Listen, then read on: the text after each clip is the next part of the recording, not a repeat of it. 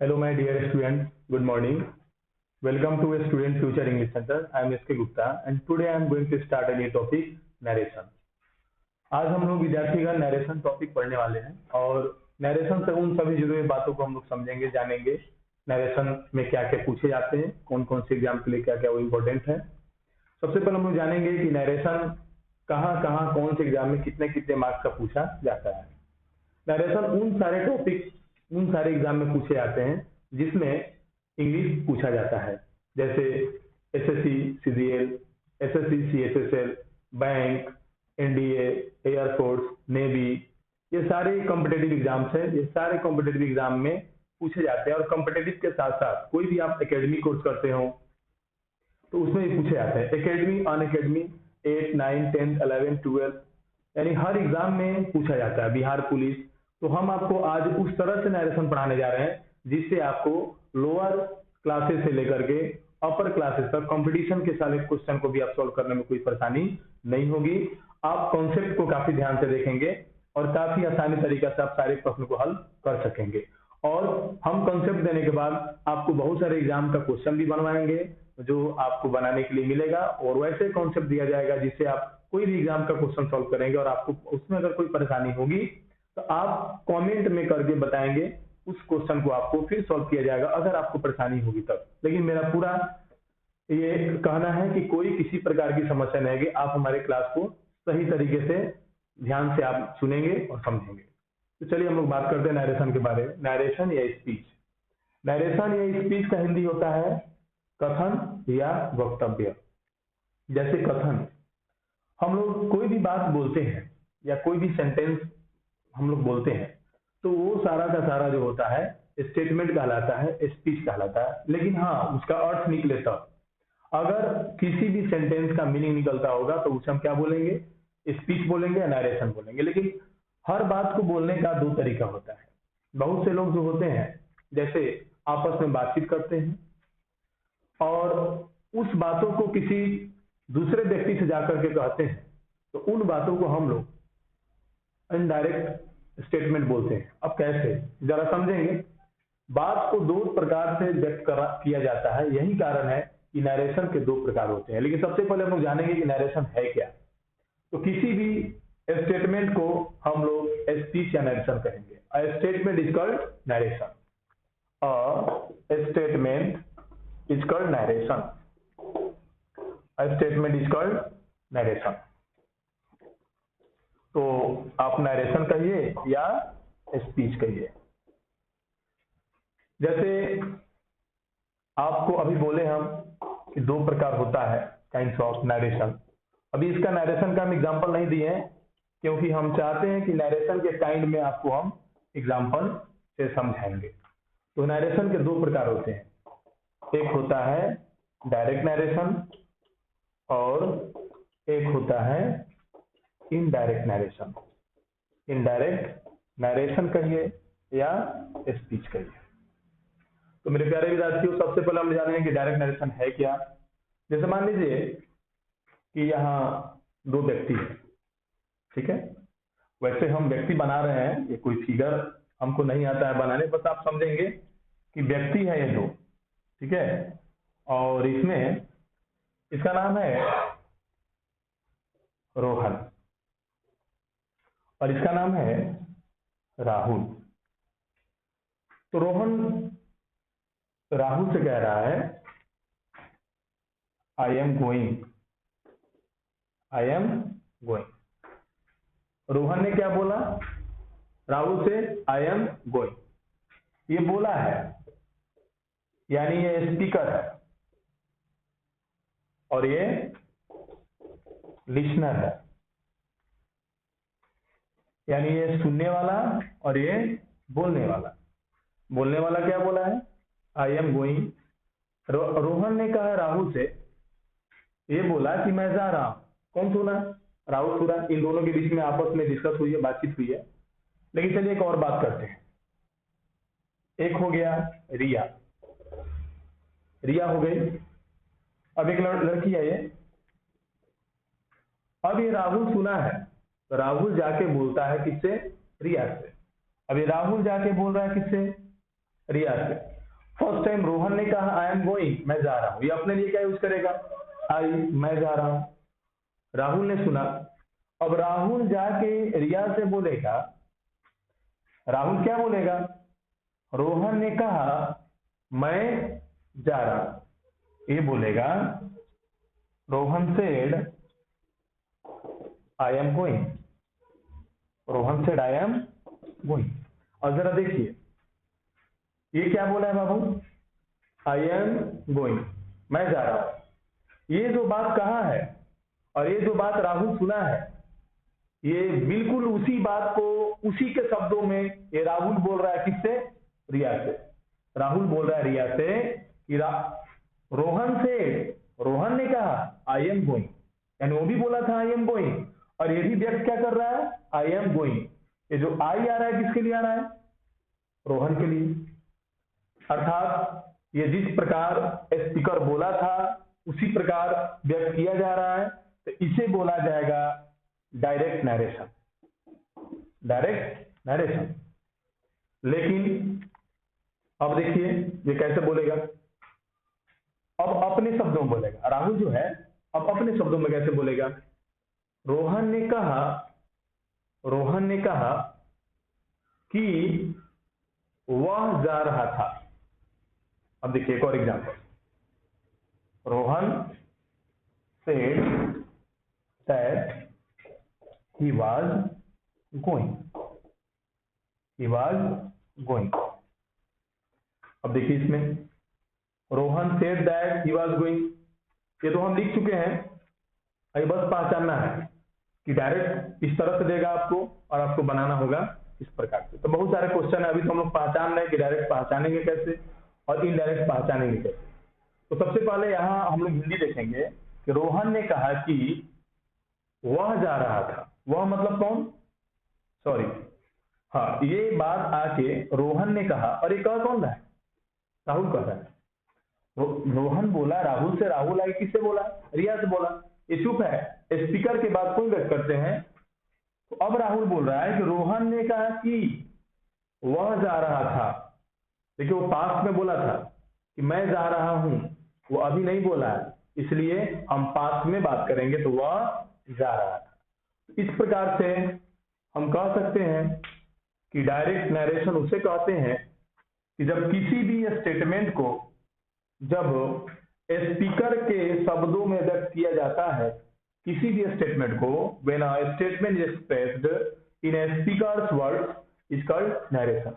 जब किसी भी स्पीकर के वर्ड्स को हम लोग उसी के शब्दों में व्यक्त करते हैं, किसी भी स्टेटमेंट को स्पीकर के शब्दों में व्यक्त करते हैं, उसे क्या कहते हैं, नरेशन, सॉरी डायरेक्ट नरेशन। और अब है इनडायरेक्ट नरेशन। तो इनडायरेक्ट नरेशन क्या होता है, जब किसी भी स्टेटमेंट को जब हम अपनी भाषा में व्यक्त करते हैं, जैसे ये जो बोला जा रहा है ये उनके भाषा में नहीं है, ये अपनी भाषा में है। जब किसी भी स्टेटमेंट को स्पीकर के भाषा में नहीं बल्कि अपने भाषा में व्यक्त किया जाता है, तो उस स्टेटमेंट को हम लोग क्या बोलते हैं, इनडायरेक्ट नरेशन। तो चलिए हम लोग बारी बारी से पढ़ेंगे कि डायरेक्ट नरेशन क्या है और इनडायरेक्ट नरेशन क्या है।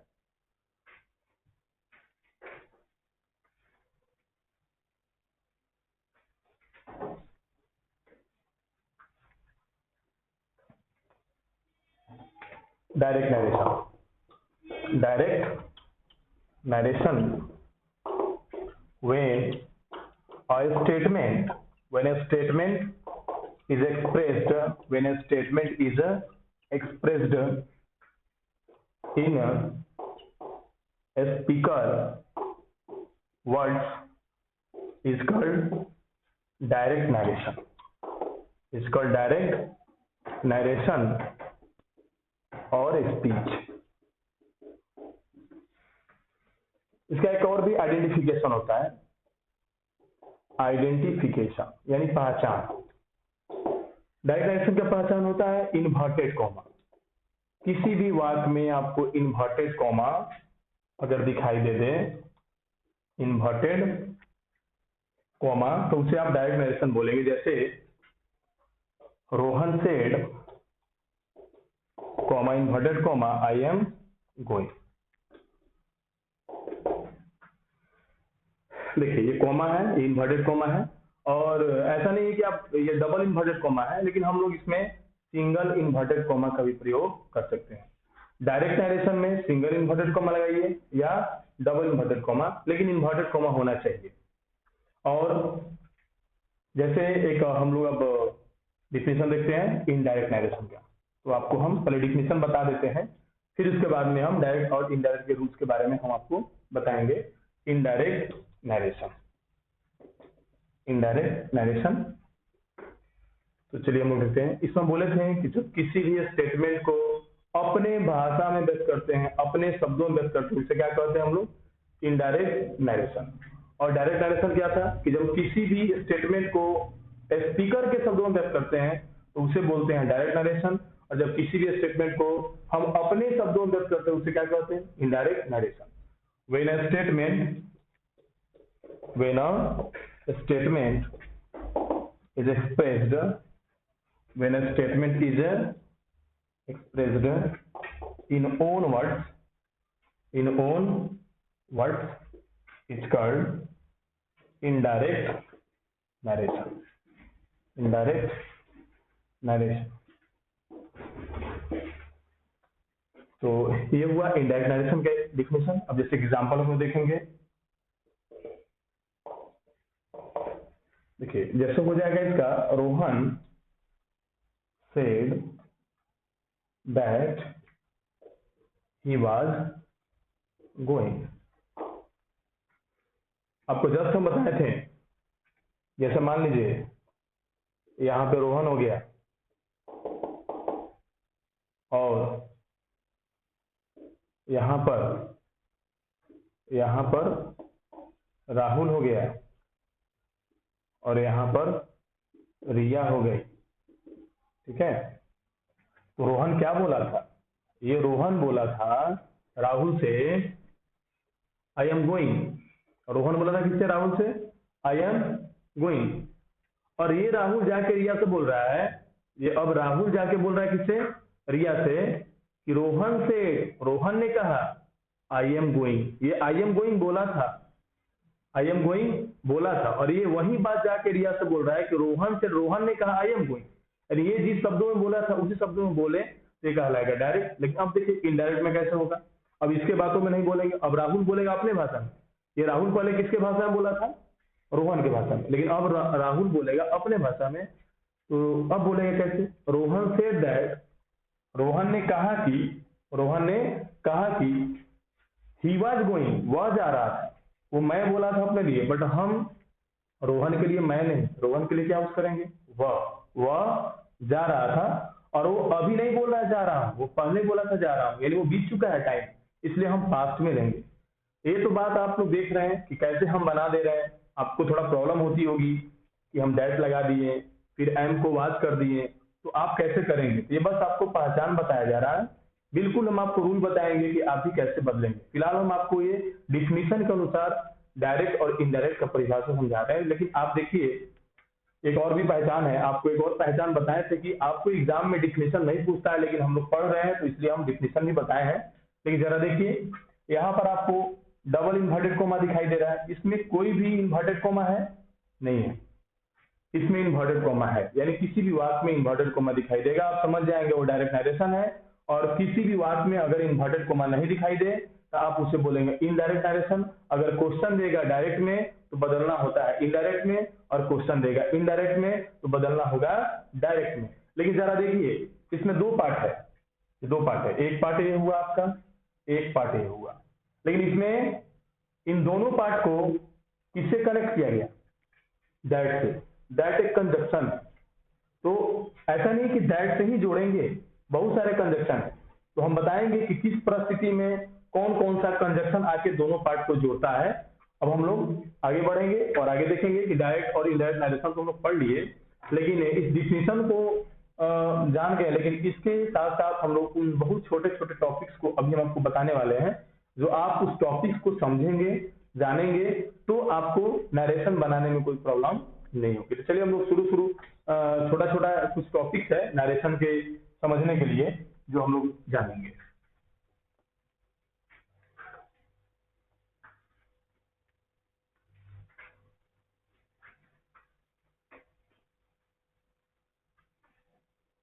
देखिए विद्यार्थी जी, अभी हम कुछ टॉपिक बता रहे हैं, नोट में हम लिख सकते हैं there are some topics which are very needed to understand the rules of narration. देखिए इसका हिंदी होगा, कुछ ऐसे टॉपिक्स हैं जो जिनकी बहुत ही जरूरत होती है नरेशन के नियमों को समझने के लिए। अब वो कौन कौन सा टॉपिक है? Reporting subject, reporting verb, reporting object,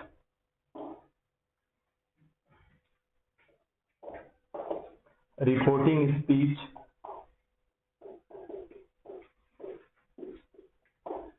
reported subject,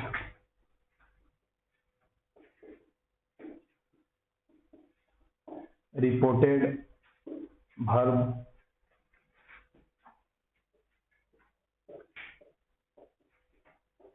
reported object,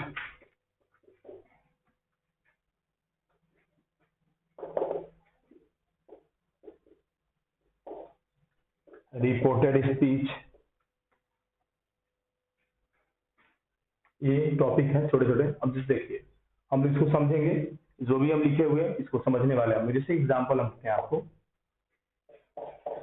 he said to me I can do this work. अब जरा देखिए विद्यार्थी जी, इसमें हमने क्या लिखा है? Said to me I can do this work. ये डायरेक्ट नरेशन है, क्योंकि हम बोले हैं कि डायरेक्ट नरेशन में क्या होगा? इन्वर्टेड कोमा होगा। अब जरा देखिए इसमें दो पार्ट है, एक इधर है और एक यहाँ है। एक है इन्वर्टेड कोमा के बाहर और एक है इन्वर्टेड कोमा के अंदर। बहुत सिंपल है, आप इन्वर्टेड कोमा के बाहर वाला जो भी आपको वर्ड दिखाई दे, जो भी आपको सेंटेंस दिखाई दे, वो सब रिपोर्टिंग है। बाहर वाले को, इन्वर्टेड कोमा के बाहर वाले को क्या बोलेंगे? रिपोर्टिंग या इंट्रोड्यूसिंग। इसका दो नाम होता है, रिपोर्टिंग या इंट्रोड्यूसिंग। ये बाहर वाले को बोलते हैं। लेकिन ये पूरा जो सेंटेंस है, पूरा सेंटेंस स्पीच कहलाता है। तो रिपोर्टिंग या इंट्रोड्यूसिंग स्पीच आप बोल सकते हैं, या क्लाउज भी बोल सकते हैं। तो हम इसका पूरा नाम लेंगे, पूरा सेंटेंस जो होगा, रिपोर्टिंग स्पीच या इंट्रोड्यूसिंग स्पीच या रिपोर्टिंग क्लाउज या इंट्रोड्यूसिंग क्लाउज। और आपको बोला गया है कि इन्वर्टेड कोमा के बाहर वाला जो होगा वो क्या कहलाएगा? रिपोर्टिंग कहलाएगा। तो ये हुआ सब्जेक्ट। ये कौन सा सब्जेक्ट होगा? ये होगा रिपोर्टिंग सब्जेक्ट। आप जानते हैं कि ये वर्ब है, सब्जेक्ट के बाद वर्ब आता है, वर्ब के बाद ऑब्जेक्ट आता है। ट्रांसलेशन में आप लोग को पढ़ाया गया है, ये वर्ब है। तो कौन सा वर्ब होगा? ये होगा रिपोर्टिंग वर्ब। और ये है ऑब्जेक्ट। तो कौन सा ऑब्जेक्ट? Reporting object. तो मेरे प्यारे विद्यार्थियों, आपको अभी बताया गया है, सिंपल सा है, सब्जेक्ट वर्ब ऑब्जेक्ट तो आप पहचानते ही हैं।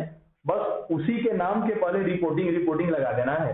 ये सब्जेक्ट है तो कौन सब्जेक्ट? Reporting subject. ये वर्ब है तो कौन वर्ब? Reporting verb. ये ऑब्जेक्ट है तो कौन सा ऑब्जेक्ट? Reporting object. और अब हम बात करेंगे इन्वर्टेड कोमा के अंदर वाले भाग में। इन्वर्टेड कोमा के अंदर वाला भाग कौन सा है?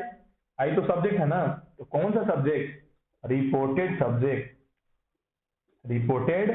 सब्जेक्ट। ये देखिए यहां से यहां तक पूरा आपका वर्ब हुआ। ये कैन मॉडल वर्ब है, डू मेन वर्ब है। तो ये होगा पूरा टोटल वर्ब है, ये होगा रिपोर्टेड वर्ब। और ये टोटल ऑब्जेक्ट है। कौन सा ऑब्जेक्ट? Reported object. लेकिन अभी जस्ट हम बोले थे कि पूरा सेंटेंस जो होता है उसको स्पीच कहा जाता है, इसलिए इन्वर्टेड कोमा के अंदर जो भी सेंटेंस होगा वह स्पीच कहलाएगा। लेकिन कौन सा स्पीच? तो रिपोर्टेड स्पीच। फिर एक बार हम जिक्र करते हैं, इन्वर्टेड कोमा के बाहर वाले को बोलेंगे रिपोर्टिंग, इन्वर्टेड कोमा के अंदर वाले को क्या बोलते हैं, रिपोर्टेड। ये सब्जेक्ट है, कौन सा सब्जेक्ट, रिपोर्टिंग सब्जेक्ट। ये वर्ब है, कौन सा सब्जेक्ट, सॉरी वर्ब है, कौन सा वर्ब, रिपोर्टिंग वर्ब। ये ऑब्जेक्ट है, कौन सा ऑब्जेक्ट, रिपोर्टिंग ऑब्जेक्ट। ये पूरा सेंटेंस को क्या बोला जाता है, स्पीच या क्लाउड, तो आप बोलेंगे रिपोर्टिंग स्पीच या रिपोर्टिंग क्लाउड, या इंट्रोड्यूसिंग रिपोर्टिंग को कहा जाता है। उसी प्रकार यहाँ पर ये पूरा स्पीच है, तो ये रिपोर्टेड है। आई कौन सा सब्जेक्ट हुआ, रिपोर्टेड सब्जेक्ट। कैन डू दोनों वर्ब हुआ, reported verb. This work object हुआ, रिपोर्टेड ऑब्जेक्ट। और ये टोटल सेंटेंस स्पीच है, इसलिए हम लोग बोलेंगे रिपोर्टेड स्पीच। ये तो हम लोग छोटा छोटा पार्ट है। जैसे मान लीजिए कि आप मैथ पढ़ते हैं, तो मैथ में अब डिजिट नहीं जानेंगे तो मैथ बनाने में प्रॉब्लम। उसी प्रकार हर विषय का छोटा छोटा अंश होता है कोई भी रूल को पढ़ने के लिए। तो ये सारा हम बताएं जो पार्ट था। अब हम लोग रूल जानेंगे कि, और एक बात और, जैसे मान लीजिए यहाँ हम, ये आपका रिपोर्टिंग स्पीच था, ये पूरा क्या था, रिपोर्टिंग स्पीच था। तो रिपोर्टिंग स्पीच वाक्य के शुरू में भी आता है, वाक्य के बीच में भी आता है, और वाक्य के लास्ट में भी आता है। बहुत बच्चों के दिमाग में होता है कि रिपोर्टिंग स्पीच जो होगा शुरू में आएगा। देखिए शुरू में आता है, लेकिन हम कुछ और एग्जांपल दे रहे हैं जो हम इसको बाद में भी लिखेंगे और बीच में भी लिखेंगे। यानी रिपोर्टिंग स्पीच जो होगा वाक्य के शुरू में होगा, वाक्य के बीच में होगा, और वाक्य के लास्ट में भी होगा। और जिसमें भी इन्वर्टेड कोमा लगा होगा, जिसमें भी इन्वर्टेड कोमा लगा होगा, ये बिल्कुल दिमाग में रख लीजिए, जिसमें इन्वर्टेड कोमा लगा होगा उसे हम बोलेंगे रिपोर्टेड स्पीच। तो चलिए कुछ और एग्जांपल हम लोग लिखते हैं और उसे देखते हैं।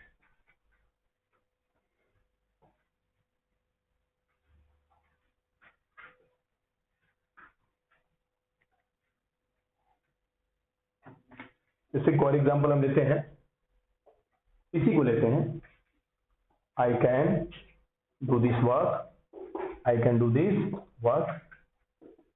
आपको बोला गया है कि डबल इन्वर्टेड कोमा या इन्वर्टेड लगा दीजिए, फिर कोमा लगाइए। क्या यहाँ पे इसे टू मी लिखिए,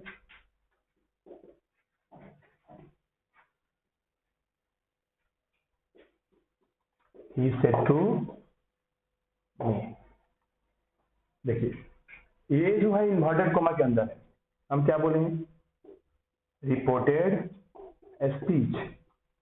अच्छा ये क्या है, रिपोर्टिंग स्पीच।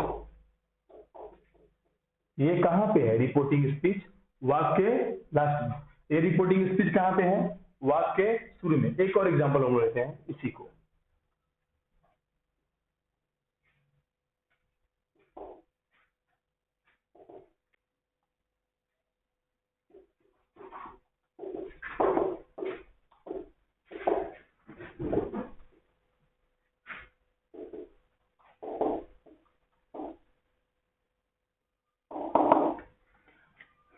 अब देखेंगे हम लोग, इसमें इन्वर्टेड कॉमा नहीं है, ये आपका होगा रिपोर्टिंग स्पीच, रिपोर्टिंग स्पीच। जरा देखते हैं हम लोग, यहाँ रिपोर्टिंग स्पीच कहाँ था, वाक्य शुरू में। यहाँ रिपोर्टिंग स्पीच कहाँ था, वाक्य लास्ट में। यहाँ रिपोर्टिंग स्पीच कहाँ पे है, वाक्य बीच में। इस तरह से क्वेश्चन कभी कभी देता है तो विद्यार्थी लोग मतलब ये थोड़ा सा कंफ्यूज हो जाते हैं कि ये तो शुरू में आता है और ये लास्ट में आ गया या बीच में आ गया, तो कैसे बनेगा। तो ये तो हम लोग पहचाने कि रिपोर्टिंग स्पीच, रिपोर्टेड स्पीच और नरेशन के दोनों पार्ट्स को हम लोग जान गए, डायरेक्ट नरेशन और इनडायरेक्ट नरेशन। लेकिन अब हम लोग जानेंगे नरेशन बनाने के लिए, अब हम लोग जानेंगे कि नरेशन को अब बनाएंगे कैसे। ठीक है, उसके लिए क्या क्या जरूरी है।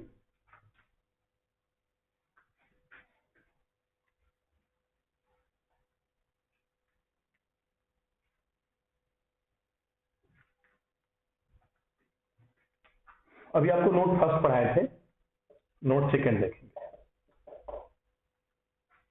नोट सेकंड में है कि नरेशन को बनाने के लिए 3 पार्ट को बदलना होता है। There are 3 parts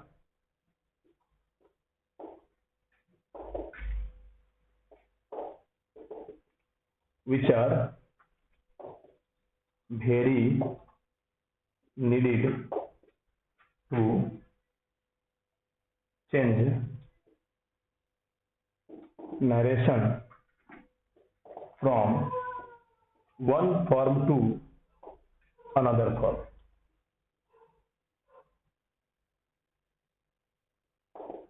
into another form.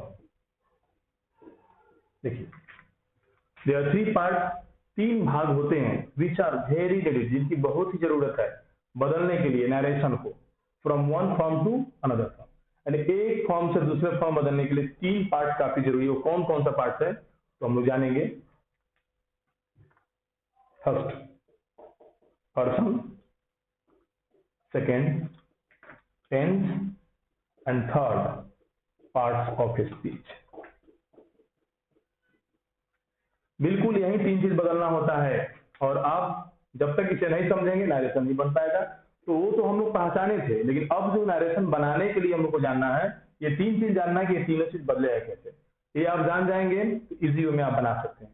तो चलिए हम लोग जानते हैं कि कैसे नरेशन को हम लोग कैसे पर्सन बदलेंगे, कैसे टेंस बदलेंगे और कैसे पार्ट्स ऑफ स्पीच बदलेंगे। तो बारी बारी से हम लोग पढ़ेंगे। पहले हम जानेंगे कि पर्सन कैसे बदला जाएगा, फिर आपको जब पर्सन समझा देंगे फिर हम लोग पढ़ेंगे टेंस कैसे बदला जाएगा और पार्ट्स ऑफ स्पीच कैसे जाना जाएगा। ये आपको नेक्स्ट क्लास में हम बताएंगे।